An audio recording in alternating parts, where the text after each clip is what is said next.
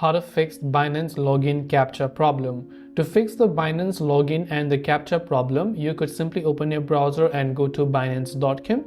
And once you go to binance.com, whenever you're trying to log in, if you're getting that endless verification loop, like use this captcha, use that captcha. So normally if you're logging in from the same device, from the same location, using the same Wi-Fi network, you should not get such type of issue. So here in this case, if I enter my email or phone number, hit the continue button, and then I enter my password, and then I click the continue button, you can see it will ask me to successfully just enter the verification code sent to my email, and then I'll be able to log in without any issues. But if you're facing the issue on your app, just try to uninstall and reinstall the app. If you're using on browser, clear the cache files of your browser. To do so, click the three dots option from the top right hand side, whichever browser you're using, and navigate towards settings. From here you can go to privacy and security, followed by delete browsing data, then select cache images and files. Make sure to uncheck all of those if it's important to you. You can select all time here, just click the delete data button and refresh it, and that should most likely help you solve the problem.